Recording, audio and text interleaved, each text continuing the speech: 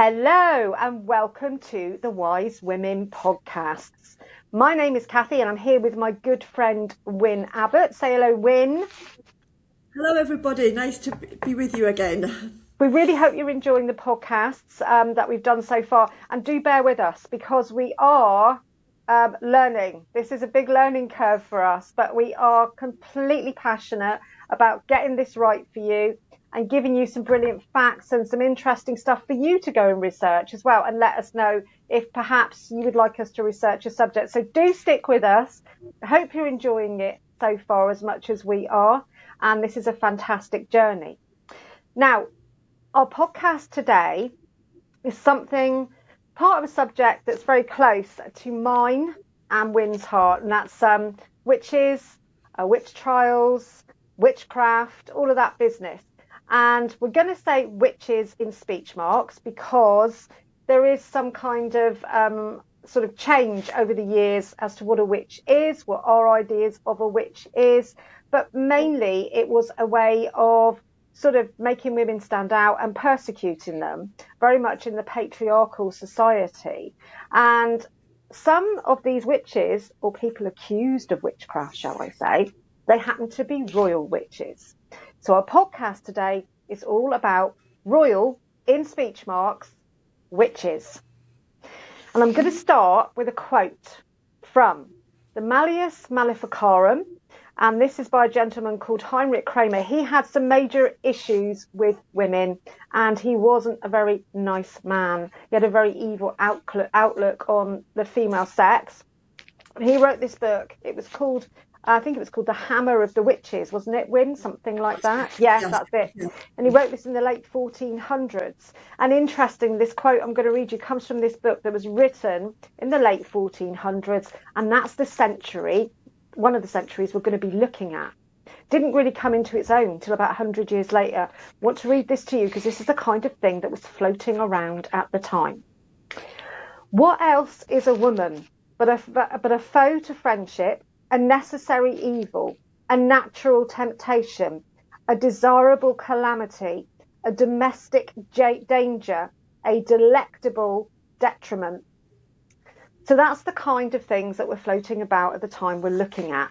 And even royal women were not immune from this kind of, well, I'm going to call it rubbish, because I think it was. And I think you probably agree with me, Wyn, that the kind of aspersions that were cast against these women were horrific. And 99.9%, there was no actual fact in it. So we're going to look at the myths and the facts when we look at some royal ladies.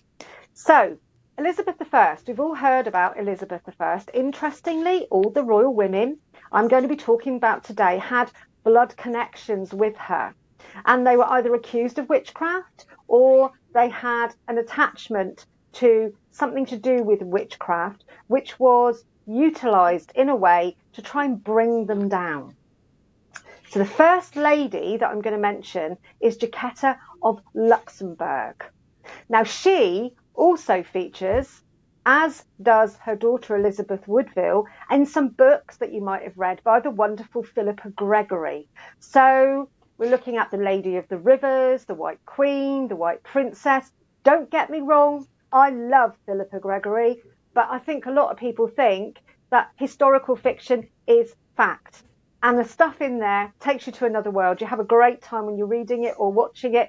And there is a lot of historical fact that she's researched. Some of it isn't fact, but that's how you might know these ladies. So, Jacquetta of Luxembourg. So she was born in the early 1400s to a quite important royal house in Europe. So her father was Philip I of Luxembourg. She was born to be expected to marry very, very well. And the first time she did, and she married the Duke of Bedford. She was a young girl at that time, and this marriage was so prestigious because he was brother to the King of England. Sadly, he died quite young. He was, though, quite a lot older than our Jacquetta. But she, I think, had already, that's just my belief, had her eye on somebody else. Now, a lot of these women I'm going to mention, you'll notice that they had very strong, independent personalities, which was quite unusual in the 15th and 16th centuries. And often, Win, don't you find those are the kind of women that get the finger pointed at them for these kind of accusations? Completely. I mean, completely. It was if you were a powerful person, if you were a wealthy person. I mean, actually, there is a kind of misconception that it was always the poor and the vulnerable, but it wasn't. A lot of it was about power and who was allowed to claim power. And I think it's interesting when you talked about Elizabeth I, because she was very prominent in actually fighting witches and witchcraft. And I Witchcraft think trials. as we go on, well, what I think is because of these women, perhaps they're all in her blood, in her DNA, and they were all connected to, accused of witchcraft, whatever. Perhaps she was trying to distance herself from them by being proactive against Yeah, witches. yeah. Yeah. So anyway, I, Jaquetta, I sorry, think so. Yeah. carry Yeah, on. no, I think that's a good point. And the other thing that the main thing about all of the women you're going to talk about is they were inconvenient. They were convenient at a certain point, but when they were no longer convenient, they had to go. Yeah. And the best way to get rid of someone, Is call them a witch. accuse them of something. And what about a witch? Yeah, Basically, what they yeah, did in those days, they'd either accuse you of being a witch or they'd stick you in a nunnery, get thee to a nunnery, one or the other. And to be honest, nunneries in those days, I wouldn't have minded because life was quite hard. Anyway, going back to our lovely Jaquetta. So Jaquetta was known as being very beautiful. The quote that her husband gave, her first husband, when he married her, mentioned her being very lively, young, beautiful, creative, all of those wonderful things that in that time women weren't kind of supposed to be. You weren't supposed to shout about yourself. Anyway, she'd had her eye, I think, on the Chamberlain of her first husband, and his name was Richard Woodville. She had to agree when the Duke of Bedford passed away that she would not marry without permission. Well, within a year, she decided to totally ignore that. This is why I love her, because she married for love. She married Richard Woodville, and he was very sort of mediocre gentry, not the type of person that she should have married. King went absolutely mental, and they had to pay a massive fine. I think it was about £1,000. You imagine how much it was in today's money. Eventually, that was put aside. They obviously got on very well because they ended up having 14 children. And one was born very quickly after the marriage, which is why I think perhaps she had her eye on him before. Anyway, that's up to them. That's their personal stuff. This is just me surmising, and good for them, because apparently it was a very loving marriage. And as I said, very close and successful. And so they were both on the side of the Lancasters during the time of the War of the Roses. Yeah, so you had the Lancasters, the White Rose, and then you had the York, who were the Red Rose. Yep. So they were yeah. on the Lancaster side, and the Lancaster king at the time was very close to them. But what happened was eventually the Red Rose side, so the Yorkist side in the Wars of the Roses, they overthrew that king.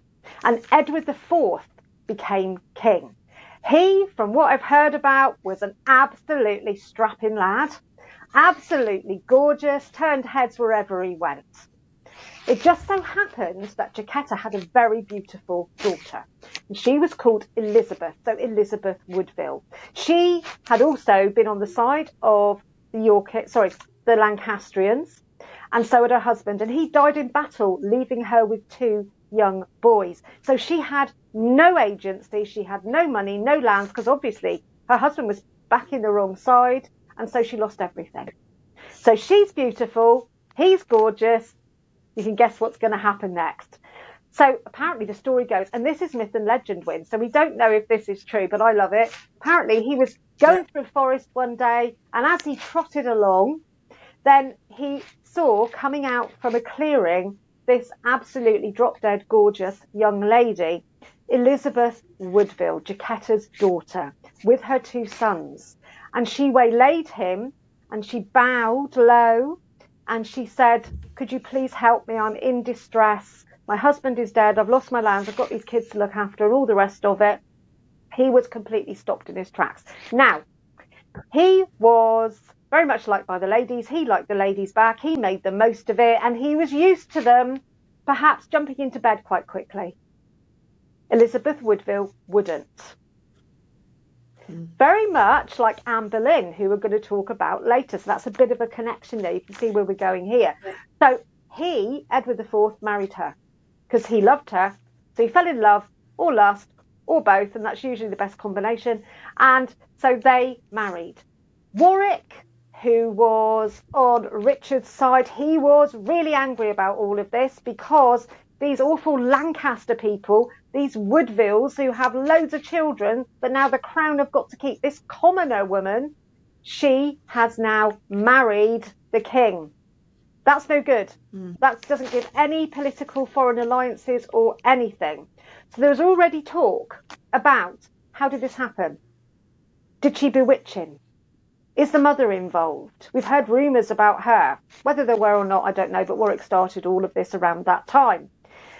So it couldn't just be there are two attractive, healthy young people who are really fancying each other and intend to get married, and then they do. No, there had to be witchcraft involved. Absolutely ridiculous. Anyway, we're going to move ahead a few years. So Jacquetta was born in the early 1400s. Elizabeth, her daughter, was born in 1437. So now we're getting towards sort of the last quarter of the 15th century. Edward, he is kicked off the throne for a bit by Warwick and some others, and he's kept in prison. And around that time, the vultures started to circle. Poor old Elizabeth, she was now Queen of England, but she had to go into sanctuary with all her kids, and some of them were babies. And her mother, she was obviously on her own. Also, around that time, when this happened, poor Jacquetta, her husband and one of her sons were murdered by Warwick. Heads cut off. So she was in deep distress. They both had nobody to lean on, and this is when it happened. So a gentleman called Wake, who was very close to Warwick, who was Elizabeth Woodville and Jacquetta's sworn enemy, he went to see his master, and he took with him this lead figurine, and it had wire and string and stuff wrapped around it. And he said there were another two that he hadn't brought, and that these belonged to Jacquetta. And the two symbolised, of course, Edward IV and Elizabeth Woodville, because he was saying that she was using it for magical purposes to get them together. So in your studies on witchcraft, you must have heard about these little people that they used. Have you heard about anything to do with that, Wynne? Yeah, about the little lead figures, you mean? Yeah. Yeah, I have actually, yeah. And it's interesting that... and don't interrupt you, but no, you carry on. Astrology and alchemy and magic and everything like that was actually used by kings. They consulted astrologers, for instance. They used sacred rites that was seen as a divine right of kings. It was when it was used by a woman that things changed. It started to become dangerous then. But yeah, so they would anything like that was found by use of a king or a male was absolutely, it was normal. It was when it was the female involved that it was suspicious, and either they were using alchemy to get power, or they were trying to destroy somebody or trying to kill somebody. So it's a very entrenched pattern. They make magic evil, basically. Yes. In the hands of a woman. Yes. Yeah. Yes. Yes. With a man, it's science and philosophy. When it's a woman, it's evil and magic, witchcraft. So that's how the split happened. Yeah, exactly. And I think as well, we were talking about the dark goddesses last time, weren't we? And you can see how this pattern repeats over history. A woman gets a bit too uppity, then she's evil. Yeah. Basically. An intelligent woman is seen as a threat.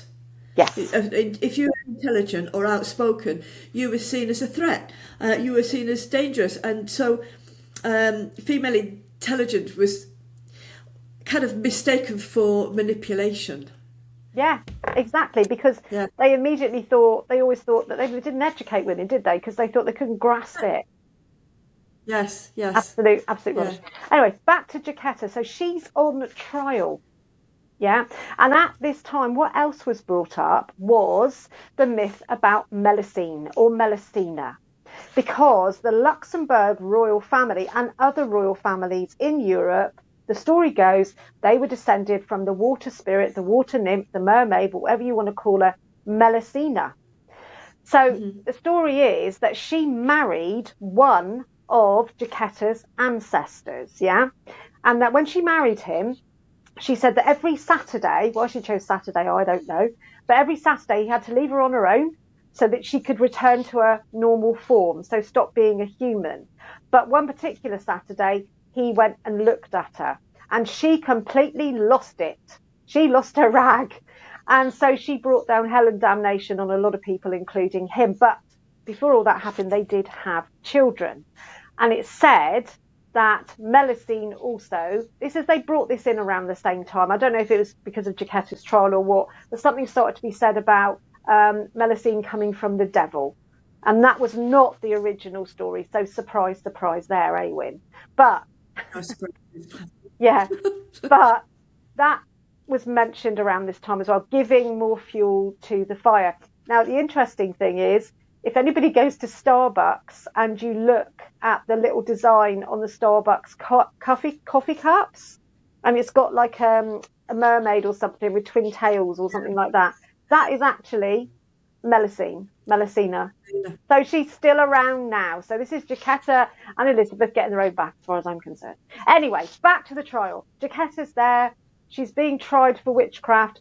Things are getting very dicey. And it was completely plausible that she could have been killed, executed. And in England, it was usually hanging, wasn't it, Win? Not burning, as people tend to think. It's hanging, and I don't know, with you'll know this more than me, but with royalty it could have been beheading. But I Yeah, mean, witches were hung in England, but royalty tended to be beheaded, didn't they? So I they don't did. know. You'll know that. Yeah, Yeah. but anyway, it was very close, and this could easily have happened. At that time, luckily for Jacquetta, Edward the Fourth, her son-in-law, he escaped. There is some schools of thought that think that he was released or that he escaped, whatever it was. It was a long time ago, so none of us are ever going to know 100% what the story was. But he found out, obviously, what was going on with Jacquetta, his mother-in-law. So he made sure that this trial, I mean, it was all trumped up charges. Everything was looked into. He investigated it, excuse me, and it came to it. This guy, Wake, who had originally brought these little lead figurines to his boss, Warwick, who was obviously dead against Jacquetta and all the Woodville family, he basically made it up. And none of those figures had ever belonged to Jacquetta. Surprise, surprise. So Yeah. Jacquetta survived this. And she went on to live several more years, and she died naturally. Elizabeth, her daughter, usually was, survived her, and she went on with Edward to have 10 children. Two of those children were boys. Edward sadly died quite young, and Elizabeth Woodville, Jacquetta's daughter, she was left with no protectors. So she went again into sanctuary, and she had her two boys with her. Now, Edward the Fourth's brother was Richard III. Yeah, we've all heard of Richard III. And at that time, he wasn't Richard III, but he wanted to be. And he needs to find a way. This is what I believe. I'm going to get a lot of Richard III lovers who are going to say that he perhaps was doing something different. But my thoughts on this are, he tried to find a way to make sure that the boys were not legitimate, the marriage wasn't true, and then he could take over England. It was his chance to get on the throne. So what he said was that, first of all, he said that the marriage was bigamous, and that Edward IV had been betrothed, or perhaps even married somebody else called a Lady Butler. Yeah, which could have happened. We don't know. We know the marriage that he had with Elizabeth was real and definite because there was documentation. He tried to say it wasn't, and it was. And then he brought back the accusations about Elizabeth's mother, Jaquetta, and he brought Elizabeth into this web as well. And he said that they had used these little lead figurines, even though it had all been disproved as rubbish. And he said that there was some kind of witchcraft and bewitching used. And that is why he married Elizabeth. So he did it under false pretenses, under some kind of spell. And that would make the marriage invalid. So, what a surprise. Yes, so that's what he said. The two boys, they were taken by Richard, and they became, those sad little boys, the princes in the tower that I'm sure we've all heard about. So they were taken into the tower, and eventually they disappeared. So Richard got on the throne. He took over for a bit. And one of the main reasons that he got himself crowned and all the rest of it was by saying, one of the reasons was by saying that Elizabeth and her mother had bewitched Edward IV. So again, using this witchcraft narrative, getting his own way, against women who were too powerful and had changed things in a way he didn't like. He took his chance. He died on a battlefield not very much later because Henry VII, who became the first Tudor king, he fought Richard III and he won. Now, guess who he married? He married Elizabeth Woodville's daughter, Elizabeth of York. Together they had 4 children that survived. The first was Arthur, King Arthur. Sorry, not King Arthur, he didn't make it that far. Prince Arthur. He died quite young, sadly. The second child was Henry VIII.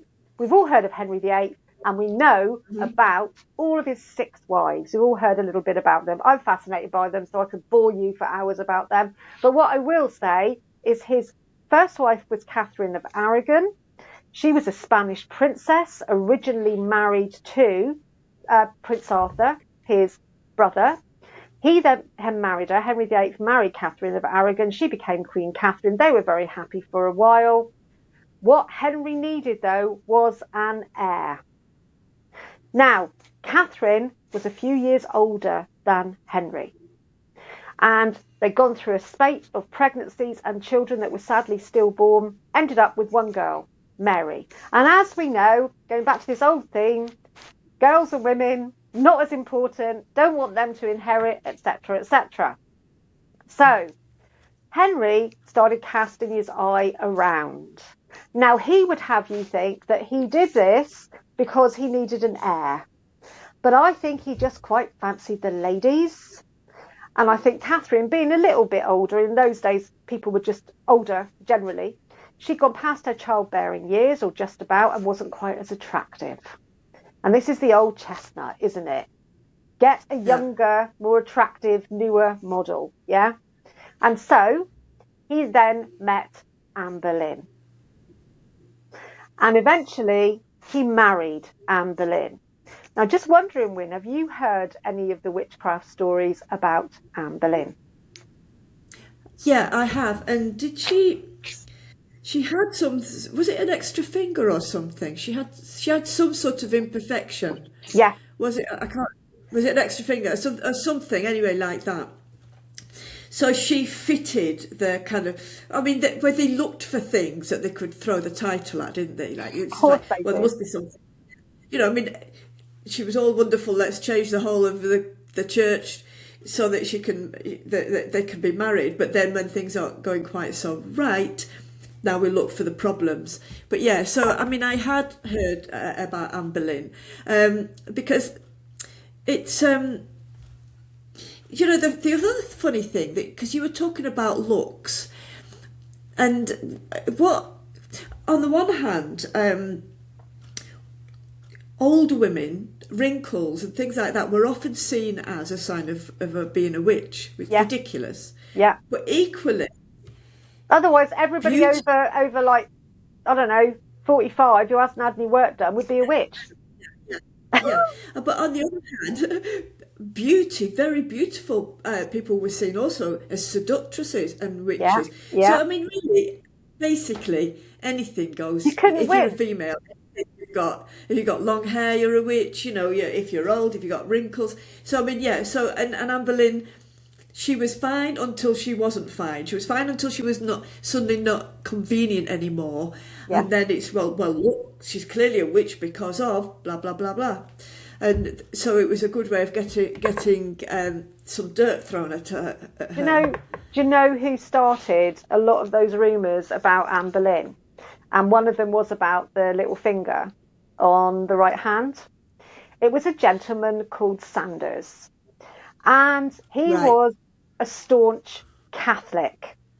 So Right. he was only 6 or something when Anne Boleyn was executed, because she was eventually, and I'll tell you about that in a sec. But he was around when Elizabeth I, Anne Boleyn's daughter, was on the throne. And when she wanted the country to become Protestant, he didn't like that. So he skedaddled abroad, and he actually plotted with others to overthrow Elizabeth and bring the Catholic faith back to England. So obviously Right. he hated Anne, because what had she done? She was a Protestant. She was a Yeah. Lutheran, for goodness sake. She was a staunch Protestant. And so she had turned Henry's head, and eventually he, like you say, he had split with Rome. And so England had Yeah. gone from a Catholic country with a connection with the Pope, and the Pope was in charge, and Henry's like defender of the faith, but defender of the Catholic faith in proxy, really, for the Pope. He meets Anne Boleyn.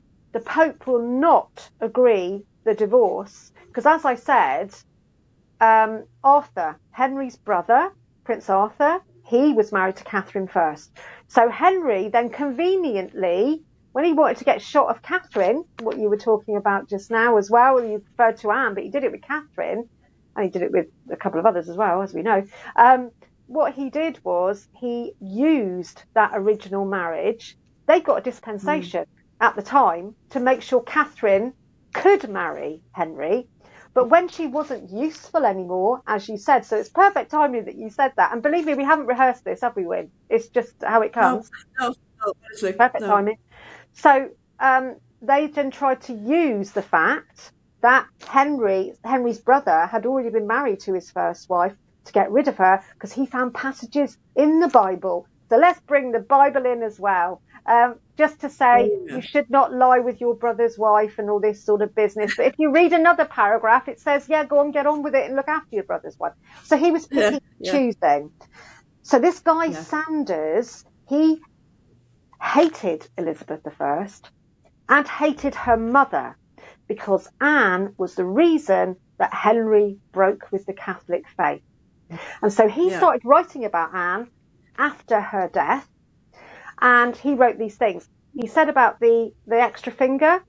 Other accounts that were written when she was alive, so contemporary accounts, mention something on here, like Wyatt, his grandson. So this is after, obviously, Anne had died and everything, but his granddad had written stuff about that, and so he brought that up again. I don't know if in her defense, I don't know, but he said that she had this little tiny finger, but it was very small. You'd hardly see it. And Sanders said she had to cover it up, and she wore special clothes to make sure it was covered and all this sort of thing.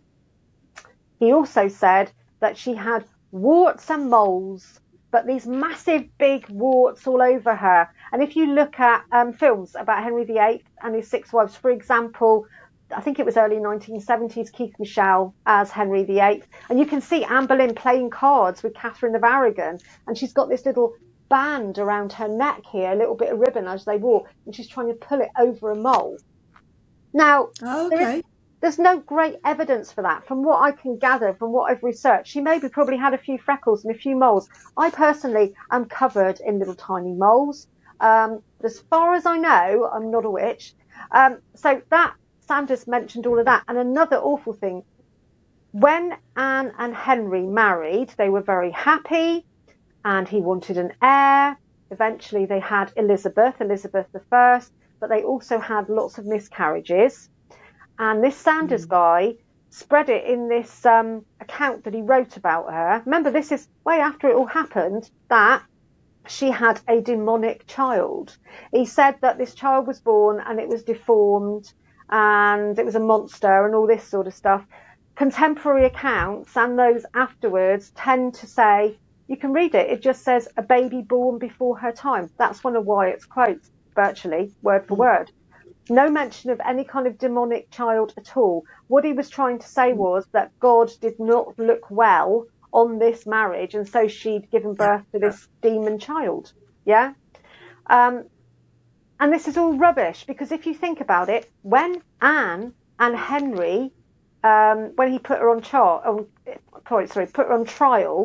he said that she slept with all these men. He even said she'd had incest with her brother, trying to get rid of her, basically, because he'd met somebody else. He wanted to try again for some more babies.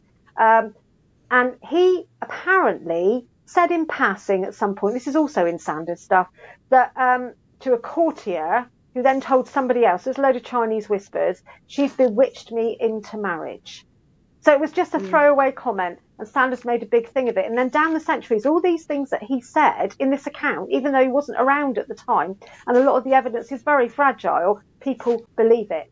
Now, Henry, he could have any woman he wanted, right? Would he choose one who was covered in warts, hairy ones at that, all over her face and everywhere else, and also had a massive deformity on her finger? How likely is that? No, it's not likely, is it? No. Not likely. Also, if she had bewitched him, that would have come out in the trial. No mention of it whatsoever. No. Well, and you know, and it was only women. I mean, you know, you're not telling me. I mean, men had warts and infections, and Henry VIII. I mean, he had the leg ulcers that didn't heal and everything. But that was fine. That was just as normal. I mean, that was, you know, they weren't even looked at suspiciously at all, were they? No. And this rumor about him bewitching her bewitching him into marriage. Yeah. I mean, that's gone down the centuries as well. But this was a throwaway comment that was put out there by Sanders. So Sanders hated Elizabeth I. That was the whole point. And you know, you mentioned earlier, I think it was at the start of this, that you said that Elizabeth was really, you know, she brought back all the laws against witchcraft and all the rest of it. Well, if you think about it, Jacquetta was her great-great-grandmother. She was actually accused of witchcraft. Yeah. She actually stood trial for it. Then we have Elizabeth Woodville, Jacquetta's daughter. So she's Elizabeth's great-grandmother. And she was accused of bewitching the king and working with her mother to bewitch him into marriage. And then we have Elizabeth's own mother, Anne Boleyn. And she was then accused as well. So she's a woman in power, Elizabeth I, isn't she? So she's going to be an obvious target for all this sort of stuff. So I think she had to come in hard on witches, perhaps just to distance herself. Because Henry VIII brought in the Witchcraft Act, which was repealed. And then when Elizabeth came to the throne, it was her advisors that really persuaded her to set up the new Witchcraft Act. So I mean, and I think so she was convinced by them, but possibly what you were saying, that she wanted to distance herself, because if she hadn't agreed with that, they might have asked questions, because she now had a lineage of witchcraft and descendant from mother, grandmother, great-grandmother as witches. So if she'd have refused that could have really changed how history developed, couldn't it? Because, I mean, you know, they would have wanted to know why. And that guy Sanders, who hated her anyway, was involved in these plots to overthrow her. That was another reason then, wasn't it? Oh, well, they tried to get her to reinstate all these witchcraft laws, but she hasn't done it. What does that say about her? And then they start looking at her lineage on both sides and perhaps start putting 2 and 2 together and making 78, you know, because if you look at what I've just been talking about, there are so many holes in these stories. So, yes, supposedly royal witches, but they weren't, were they? They weren't. No, they definitely weren't. And I mean, she was a single queen. She was a single. She wasn't. She didn't have a husband. There was no king, and that itself was for that period of time was quite astounding in the fact that so she remained. So I mean, if they could have got her off the throne, if they could have done something, I'm sure they would have done so. But I mean, obviously, I mean, it's how they managed it, and they managed her rather than she managing them. And then the witchcraft business just got worse and worse, because Anne Boleyn was born in the early 1500s, and it wasn't really till later, was it, in the 1500s, that in the 16th century, that it really started to grow, I suppose, this kind of persecution.